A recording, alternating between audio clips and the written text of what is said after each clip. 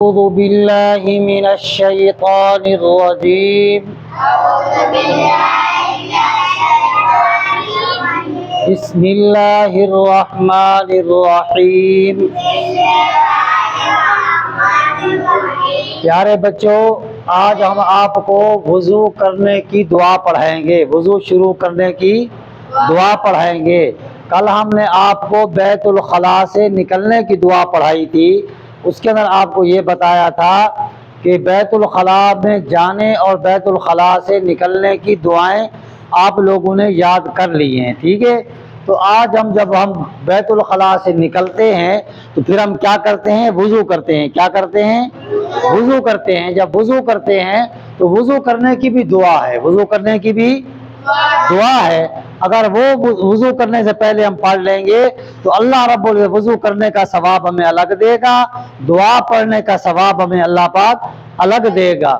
تو اس لیے آج کہ وضو جب وضو کرے تو یہ دعا پڑھیں، جب وضو کرے تو یہ دعا پڑھیں۔ کون سی دعا ہے؟ بسم اللہ الرحمن الرحیم۔ اور بسم اللہ کے اندر اتنی برکت ہے کہ جب بھی کوئی کام شروع کریں، قرآن مجید ہم پڑھتے ہیں یا گھر کا کوئی کام کرتے ہیں یا کوئی چیز اٹھاتے ہیں یا چیز کسی کو لیتے ہیں یا کوئی کام بھی ہم شروع کرتے ہیں تو بسم اللہ الرحمن الرحیم پڑھ لیں گے تو اللہ رب العزت اس کام کے اندر برکت ڈال دے گا، اس کام کے اندر برکت ڈال دے گا۔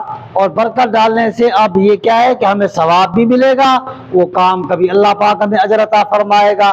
اب اس کا کیا ہے کہ بسم اللہ الرحمن الرحیم،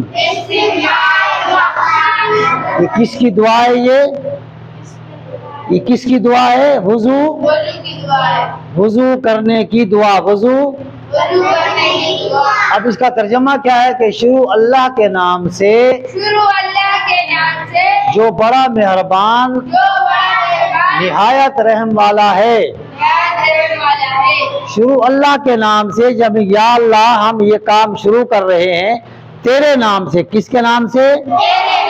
اللہ کے نام سے ہم یہ کام شروع کر رہے ہیں، یا اللہ تو اس کے اندر برکت عطا فرما۔ وہ اللہ کون ہے؟ وہ اللہ بہت بڑا مہربان ہے۔ وہ اللہ کون ہے؟